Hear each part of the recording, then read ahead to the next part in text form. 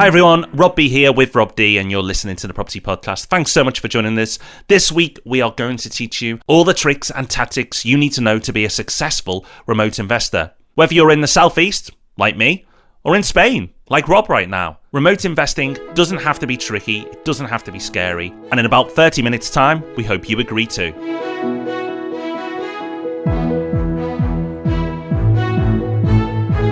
Yes, welcome to the Property Podcast, where every Thursday morning, property hubbers come together to get informed and inspired. This is episode 281, and we're going to try to broaden your horizons a little bit, challenge your thinking a little bit perhaps, and ultimately open up a whole new world of investment opportunities to you. We're going to be talking about our own experiences of investing remotely as well. And in Hub Extra, we've got a deceptively simple but potentially sanity-saving tip for you, so make sure you stick around to the end for that.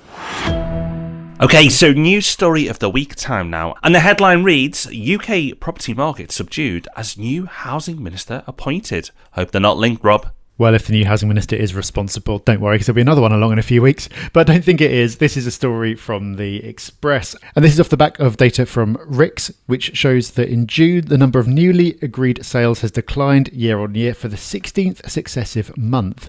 And the reason this is significant is that RICS is collecting the data from surveyors who are reporting on what they see in real time. Whereas by the time things appear on the land registry, things are probably about 2 or 3 months behind. So the fact that we're seeing this now implies that this slowdown, if it is indeed one, is going to persist for another few months. So Rob, that's what the data is saying. The subheadline is saying that this is people not putting their homes on the market mainly due to Brexit uncertainty. What do you make of all this? I think it's absolutely happening, but only in certain areas of the UK. So London and the South East, this is absolutely playing out. But it isn't the case for the whole of the UK market, because in the article itself, they quoted an estate agent from Venmore's in Liverpool who observed June was a busy month with a high level of buyer inquiries. So it's not a blanket situation, and it rarely ever is. When we look at the property market, there are often winners and losers. And yes, there are a lot of losers at the moment where the property market is stalling. Not crashing, but stalling. And this may go on for at least another year. But there are areas, and it seems for most people, under the radar that are doing well. And we can use another report that comes out every month. We've mentioned it previously. It's the Home Track report. You should probably keep your eye on that one. And when we look at different cities and their performance levels, we can see that Cambridge and London and Oxford are all struggling. And you can also throw in Belfast and Aberdeen too. Between them, they are either falling or have very little growth, certainly below inflation levels. But when we go up to the top of the chart, we can see Manchester and Liverpool and Birmingham, and they are all performing really, really well. And this is the problem with headlines that we've talked about so often on the podcast, that they will rarely tell you the whole story, and in fact, they'll often mislead you. But when you dig into the data, you can really see what's going on. So is it a lie? Well, not really, because as we said, areas are, and plenty of them, are really struggling. But there are areas that are doing really well, but they may not be getting attention. And don't worry, if any of those areas that are doing well, we've mentioned, aren't local to you, today's episode has got you covered. Now, just before we get into our main topic this week, we're talking about remote investing. A quick reminder that tonight is Meetup Night. It's the first Thursday of the month, so that means that we've got meetups happening all over the place. Get along to thepropertyhub.net/meetups. Might be a bit late for you to plan to travel to your target area and meet the people there, so that'd be a brilliant thing to do. So if you are inspired by today's episode, make sure you book in for next month. But if you'd like to get along to your local one tonight, there is still time. Just go along to thepropertyhub.net/meetups and book your free place. So today we're talking about investing in areas away from where you live. Amazingly, we last covered this topic 5 years ago in episode 28 of the Property Podcast. And over the last 5 years, this topic has just got more and more important, largely due to the changes in the housing market and how different regions are performing. So this is something that's on the mind of a lot of investors, especially those in the southeast at the moment. And for that reason, we thought it was high time that we revisited the topic on the podcast. And we've also made it the cover feature of the latest edition of the Property Hub magazine, which if you are a subscriber should be dropping through your letterbox with a satisfying thud round about now. And I think we're pretty well qualified to cover this. I mean, today, as we speak, I'm in the southeast. Rob's in Spain. But we still are investors. And Rob still does travel around the world, but it doesn't stop him. And I'm currently investing in the North and the Midlands. but it doesn't stop me. And it's not because we're magic. No, it's because we've, one, emotionally got over it, and two, we have some basic systems that you can follow to be successful. Let's start though by getting clear on why this is something that you might want to be thinking about, and why in fact I think any serious investor should be aware of this. Even if investing on your doorstep is the right thing to do right now, it's not necessarily going to be forever. Now, if you're investing remotely because you want to gallivant around the world and travel and not be tied down to a particular location, then of course it's obvious to see why you might want to do that. But if you are happily settled in one place, why would you not just invest on the next street? It's far easier to do it. You know the area, you know the people, and it's a lot easier for you to keep tabs on your investment once you've made it. The reason I think this is a topic that all investors should be aware of and get themselves mentally comfortable with is that it is absolutely impossible that your local area is going to be the best place for you to invest now and also in 5 years, 10 years, 15 years. We're seeing a brilliant example of this right now. We were talking about it in the news story and we've talked about it so much over the past few months. If you live in London or the Southeast, up to a year ago maybe, investing locally, you would have done really well in terms of capital growth. London recovered fastest after the last crash. But if you're only comfortable investing locally, then over the last year, you would have come to a complete standstill. You'd be making investments that really didn't get you much of a return and where the capital growth was pretty much the worst in the entire country. So that's London at the moment, but it's other areas at other times. The point is, Rob, that if you have geography as a constraint on where you invest, it means that there are going to be points in time where you are just unable to make the best investments that you could. Absolutely. And for many of you, sitting out the market for 5, 6, 7, 8 years while your local area comes back around again, it's just out of the question. So, investing remotely, eventually, for many investors, becomes something that they have to look at.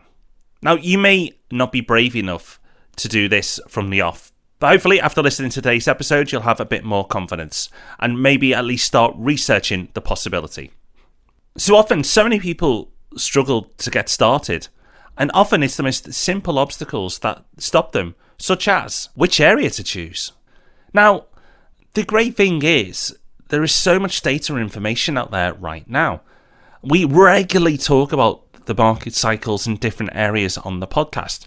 But also, again, like we highlighted in the news story, there are really useful reports like the Home Track report that tell you about areas that are performing right now. And not just in the last 12 months, but also down to the last month, 3 months, 12 months. So you can see trends as well of where they're heading. Are they on the up or are they slowing down? But it's important to say that picking the very, very best area doesn't necessarily mean you're going to be a success. And also, by picking the second, third, fourth, fifth, or even sixth best areas doesn't mean you're going to fail. You could pick the 8th best area in the country right now to invest in. Somebody invests in the first and you could do a lot better. And this is because the person investing in the best area right now may be lazy with the rest of their research. Just buy anything because they know that area is doing well and actually not do that great. They may still make money, but nowhere near as much as they should have.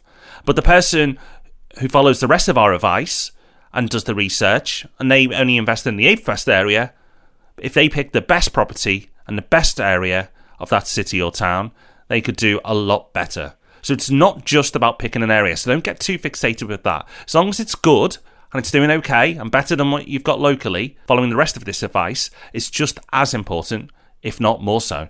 Yeah, that's a really important point. The point is that you want to be working with the market, not against the market. But just buying in Manchester, because Manchester is the best in terms of capital growth right now, absolutely does not mean that you're going to have a successful investment. Picking an area that's doing well makes your life easier, it increases your chances of success, but there's so much more to it. Now, of course, Rob, that's the real rub to this whole thing, because you need to be finding the right area within that broader area. But that's exactly the thing that people find hardest, because it's an area that they're not from and don't know it so well. So how do you start that process of finding the area within the city that's going to make sense to invest in? The good thing is there's loads you can do. So you can jump on forums. The Property Hub is a fine forum for this, where you can go on and say, hey, I'm looking to invest in this area. What areas would you consider investing in? But also talk about what you want. Don't just say you want to invest. Say you're investing for yield or you're investing for capital growth. You could say both, but you normally have to lean one way or another. And that's always a good start and very easy to do as well. You can do that from the comfort of your own home. Many people have written up location guides. The Property Hub magazine is a fine example of this. And if you're a subscriber, or you decide to subscribe after today, you can access all the back issues digitally and read those area guides. We've covered the majority of the major investment cities out there, so you can read up on all those different areas and get the expert views. And you should call local estate agents and local letting agents and ask them for their view. What do they think? Where are the best places to invest right now? Don't just call one, because they may have a bias but within that town or city, but call a few of them and start to build up a picture. And this is what it is. It's building up layers of information. A bit of desktop research through forums, reading articles, calling people up, multiple people, getting viewpoints. And suddenly you start to build on your knowledge and gain more and more confidence. And then you can take it a step further than that once you've done all that information and done all that research, that if you live in the UK and you can get to one of these places within a few hours on a train, maybe do so and go to a meetup. And again, we've got most of the major investment towns and cities covered. So get along and ask the people there on the ground. And if you're overseas, well, look for the meetup groups on the forum and converse with people directly there. So actually, there's plenty that you can do. And if you go through those steps, you'll probably have a better idea of where to invest than the average man or woman on the street from that town or city. You do have to put effort in, and it is about research, but if you're not knocking on doors and visiting estate agents locally, it's about replacing that time with good quality research. Now, you might be listening to that and thinking, God, that sounds like a lot of work. And it can be, but I'd argue that it probably should be a lot of work. You're making a decision about where to invest a fair amount of money, and it's something that is worth putting some time and research into. You could just buy something local where you've driven past and you've seen a for sale board outside. But as we've already said, that's unlikely to be the best possible investment you could make. So really, you're hurting your investment returns just by being lazy and not considering other options.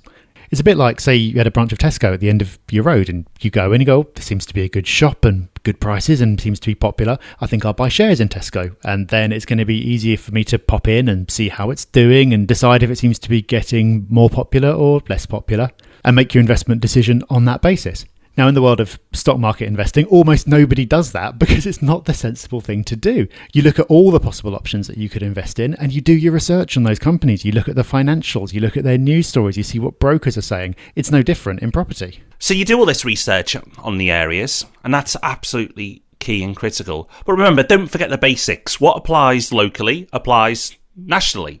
And it's that you follow the fundamentals that we talk about so often. So those, keep looking out for the transport links, the good schools, the investment, the employment. Check it all out, all the stuff we talk about regularly on the podcast. Again, apply that same level of research when you're investing from afar. Don't do what some investors seem to do, is that as soon as they start investing outside their local postcodes, they forget all the rules and start investing in some weird and wacky types of investments. I don't know, maybe the allure of investing in Birmingham just gets people a bit too excited and they start doing silly things. It does happen, I don't know why, but just remember, I think it's worth saying again, that what applies locally applies elsewhere too, and it's those fundamentals. So when you invest remotely, there are certain strategies that are going to be easier than others, and some strategies that will be near on impossible, such as refurbing the property yourself. If you live 400 miles away, that's going to be a bit difficult. But luckily, most options are still available to you. You just might have to approach them slightly differently. Yeah, we'll talk a bit later about what to do once you actually own the property and how to deal with that. But obviously the easiest strategy to make work is just your standard buy-to-let, especially if it's a property that's either new or in good condition and basically ready to go, because that gives you the least work to do in terms of getting the property up and running. Then you got things like HMOs. Now that's more difficult because if it's an HMO already, then there's a little bit more work that you need to do to figure out if it's viable and what the income really is and all that sort of thing. And if it needs to be converted into an HMO, then of course you're into the realms of supervising work remotely and trying to get multiple rooms tenanted. But of course it can be done. Then at the most difficult end of the scale, you've got refurbs, whether you're doing that refurbishing to flip it and sell it on or whether you're doing it to add value to the property. It's obvious why that is the most difficult. And the thought of finding builders and working with them in areas that they don't know, a lot of people find very scary, and possibly rightly so, because there is a lot that can go wrong. However, it can still be done. Just a few weeks ago, we interviewed Dan, who lives in South London, has a full-time job, and was refurbishing properties in Manchester to add value to them so he could then refinance and buy again. On paper, you're going to look at that and think that's going to be really tough to make work, and you could generate a long list of reasons why he wouldn't be able to do it. But he did. It doesn't mean it was easy or there weren't any challenges, but he found a way of making it work. And that's the important thing when it comes to strategy. You need to start with identifying the right strategy and picking the best areas where that strategy is going to work, and then work back from there to find a way of making that happen. If it's actually impossible and you just can't do it, then you're going to need to compromise on either the strategy or the area and be comfortable with what that means for you in terms of the returns that you're likely to get. But for the most part, there are ways of making it work if you can overcome those emotional and practical barriers to doing it. So Rob, if you live in the Southeast and you are keen to do this, how do you practically do it? The intention might be there, but what are the next steps? Broadly, I'd say there are two ways of approaching it. There's the more hands-on way and the more hands-off way. The hands-on approach is what I was talking about just a minute ago with the episode with Dan, and do go back and listen to that episode because it's such a brilliant illustration of how to make something work remotely. Because it's such a brilliant illustration of what it involves to do something hands-on when you don't live nearby. It involved a lot of trips up north, it involved a lot of viewings, it involved yet more trips to meet builders and check up on work and all that kind of thing. It's not an easy thing to do, but it can be done, and some people find that even though it's the harder way of doing things, the more comfortable way, because they're going and actually seeing with their own eyes what's going on. So they're going and seeing the property, they're seeing it at different times of day to see what it's like at night and all that kind of thing. And they're meeting the people who are going to be doing any work that needs to be done, maybe even manage it remotely and meet the tenants who are going to be living there. Not an easy thing to do again, but can be done, and that suits some people better. It just means that when you're making that investment decision, you need to factor in the time cost of you going and doing this yourself, and also the lifestyle cost of time that you would rather be spending doing other things, unless you love doing this kind of thing, of course. The other way is the more hands-off approach, which is rather than going and doing all these things yourself, find people who can do them on your behalf. So if you're just looking to buy a property that's pretty much ready to go, there are companies who will source these for you and present you with all the research and do a lot of the work for you. Then you can just verify that research and make sure that you're comfortable with it, and basically research their research. If you're looking to do something more intensive, such as HMOs or something that involves refurbishment, it can still be done. It's not so easy to find end-to-end services who will do everything for you, but you can find individuals in those areas. That's where things like meetups are so powerful. You can find people who will go and supervise work on your behalf, who will let out rooms on your behalf, and all that kind of thing. In that situation, there is still upfront time and effort. You still need to work on finding these people and building these relationships and possibly traveling to meet them and get comfortable with them in the first place. But then once you've done that, your time input is drastically reduced. All you really need to do is check in with those people and make sure that everything's going okay. Neither way is right or wrong. It just comes down to personal circumstances and what you're comfortable with. Some people need to be personally involved and would struggle to hand over a large part of the job to another person, and that's absolutely fine, as long as you do have the time to do it and you pick a location that isn't like a ridiculous 6-hour trip or something like that. The other way, being hands-off, you just have to be comfortable in your ability to let go, and you have to be confident in your ability to verify what you're being told and to do your own research. Getting somebody else to work with you on it doesn't mean you get to abdicate all responsibility. There's still work to do either way. It's just that each of them applies to a person with a different mentality or different circumstances in terms of what they are and aren't able to do around their work and family life. Yes, using a company that you can outsource this work, whether it's sourcing the property or having it refurbed, can be a dream and can work really well. It can also go really wrong, just as like doing it yourself, it can go really wrong. And I really strongly encourage you to do your research if you use any company, including our own. Because when you just work with trust alone, you're vulnerable. But working with trust and knowledge, because you've done your research, that's a great relationship, and that's the type of relationship that you want. So instead of spending time working on these projects yourself, invest that time in researching the parties you want to work with. Luckily though, doing your research with the internet is really easy these days. But just put your time aside, to make sure that the people you're considering working with are legit. And only a few weeks ago, I had a lady contact me and say, oh, what do you think of this company? Now, I didn't want to pass a personal opinion on, but I knew their reputation. So I just encouraged her to Google the name of that company with the word review and see what comes up.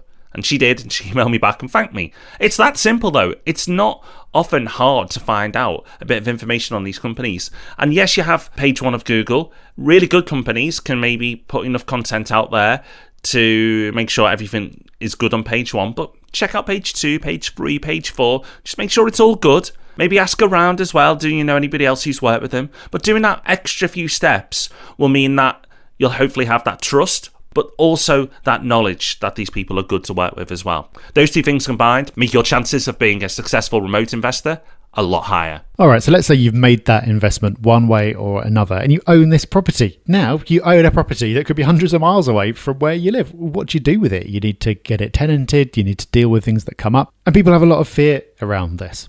And the same rules apply. You can either be hands-on or hands-off. The hands-on approach means that you travel to go and show the property. You travel whenever something needs to be repaired.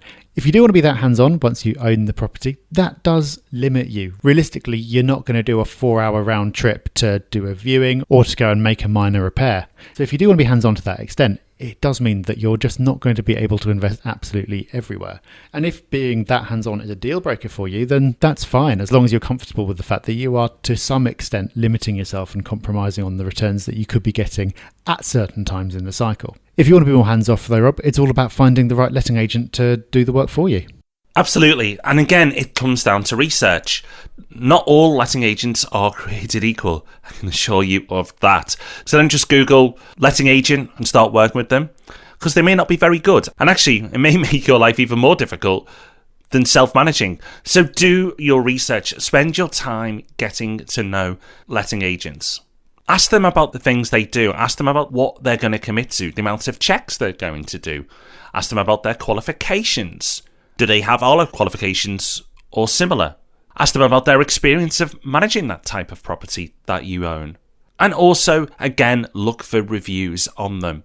It's just putting that little bit of effort and research in at this stage that will, again, make your life a lot easier. It is that simple, but it does require effort. So do it, and if you do it right, you'll be fine. So with that investment up and running, the final thing to be aware of is monitoring your investment. Now, if you invested in the same location as where you live, you'll be naturally noticing things that change. You might notice the area going downhill and starting to struggle. You might notice prices in the area going up sharply and giving you an exit opportunity. You might notice the demographics of the area changing. If you're remote, then you're not going to be seeing those things necessarily. So it's important to monitor your investment and make sure that the property is still suitable for the area, that you're still happy holding that investment. That's not something you need to spend vast amounts of time doing. It's just checking in. We've talked in the past about the importance of doing an annual portfolio review, and this can just be part of that. Just check up with the person who's managing your property, if there is one. Do a little bit of reading around, talk to anyone else you know who invests locally, and build up a bit of a picture as part of your review process. Occasionally, there'll be something for you to think about and changes for you to make, but the majority of the time, no change needed. You'll just be able to leave it, but you'll at least be confident that the investment that you made was right for you at the time and is still right for you now. So for me, the core lesson or takeaway from this is research, or as we sometimes say, research, research, research. Remote investing is not that difficult. It doesn't have to be that hard. That if you're prepared to invest that time that you would spend locally in research, if you do that, you'll probably do well. Now, emotionally, some people may struggle with this once they start because they just can't get their heads around it. And actually, I'd argue that if you're the type of person who gets really stressed by maintenance issues or a tenant being slightly late with paying their rent, then property investment locally or remotely may not be for you. I see some people who invest who just have a meltdown as soon as something wrong happens. Things go wrong in property, whether it's locally or remotely. That's just going to happen at some point in your investment journey. Things will go wrong. And the type of person you are and how you handle these situations will go a long way to how successful you'll be as an investor. Now, it doesn't mean you have to laugh at every challenge that comes your way, but just keep a level head and work with your local letting agent or whoever else you've decided to work with to make this happen, to overcome those challenges or obstacles. Yeah, I think practically, it's never been easier to invest remotely. There's so much more information around than there was even 5 years ago when we last covered the topic, but especially 10, 15 years ago. The amount that you can find out about an area without leaving the house is just astonishing. Now, I'm a very hands-off remote investor now, but there was a period of time when I was weaning myself off having to go and do everything myself and visit areas in person and get to know them. And there were a couple of times during that process where I'd visit an area and get there and wondered why I'd bothered, because it's like, well, this is exactly what I thought it would be. It looks just like it does on Google Street View. I'm not surprised by anything I'm seeing because all the research was already there. So it was almost pointless to make the trip. It's amazing how much you can find out. It's also amazing how easy it is now to find the right people to work with, get connected with people who can help you out, either with information or doing things for you, and also to do research on those people. And if there is anything nasty lurking out there, it will generally come to light. So practically, it's unbelievable how easy it is compared with how it used to be. That doesn't necessarily make it emotionally any easier. And I think for most people, that's going to be the big barrier. It's the shift from the landlord mindset to the investor mindset. It's looking at all the investments that you could make nationally or even internationally and choosing between those rather than the ones on your doorstep. It's giving yourself permission not to have to do everything yourself and not think it's a cop-out to use a letting agent or a sourcing company or whatever. But it's still a scary thing to do, and I think it's important to acknowledge that, Rob. Both of us will now happily buy properties that we've never seen before, and to some people that will just sound absolutely mad or even sound reckless. It's not, because we've done our research and we're comfortable with the people that we're working with. And for me, it took some time to get to this point. I think that's something that you were a lot more comfortable with right from the start. But it's important to acknowledge, I think, the need to work on your own psychology and question yourself a little bit and decide that if it is important to you to be making successful investments and the best investments you possibly can, that you need to push yourself and challenge yourself and do some things that you might not straight away be comfortable with. Yeah, because you will be challenged. Your comfort zones will be tested and stretched and even broken at times. You know, I'm a pretty laid-back person, and I believe nearly every problem in life can be overcome. And I actually haven't visited the majority of the properties I own. But you know what? They're all still standing. Well, they must be because the rent's coming in.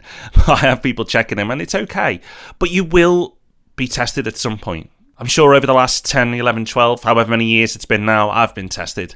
And that's okay. You know, it's going to happen at some point.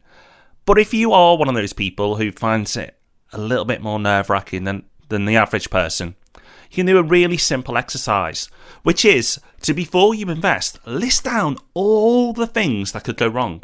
And make that list on the left side of a page of A4.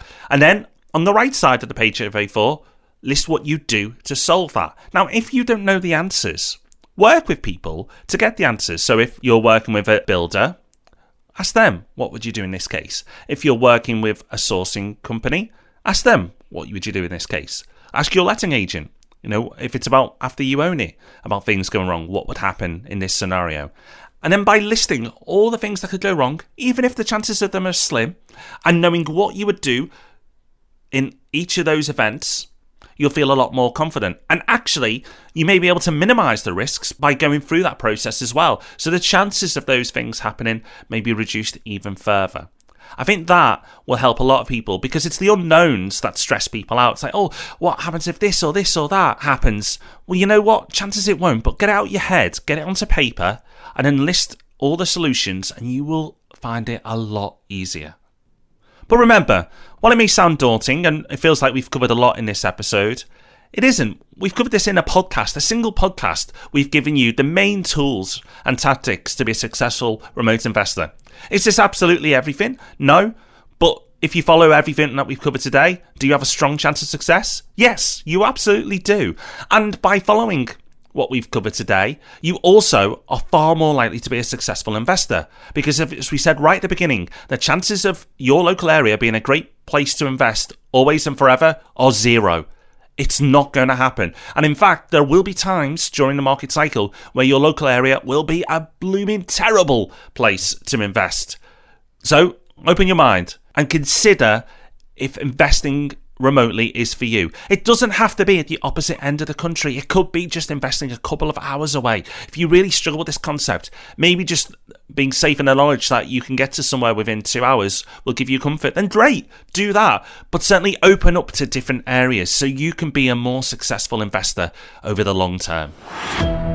We've got Hub Extra coming up in just a sec, where we've got potentially a really powerful tip for you. But first, we always make sure we squeeze into the show acknowledgement for somebody who's taken the time to leave us a lovely 5-star review. Absolutely, and a big thank you to this wonderful hubber, John 3883930. I'm just going to call him John. John, thank you. 5 stars. It says, I'm a long-time listener. I just wanted to thank you and recommend this podcast to everyone. It's not just about property, but it's about business and general advice too. Like a recent episode I listened to on building a high-value network. Honestly, can't recommend this enough. Just fantastic. Keep up the great work, Rob and Rob, and thank you. Well, thank you, John. We appreciate it, and we appreciate everyone who's left us a review. More reviews than any other business podcast on iTunes in the UK. Phenomenal. That's down to you guys. Thank you so, so much.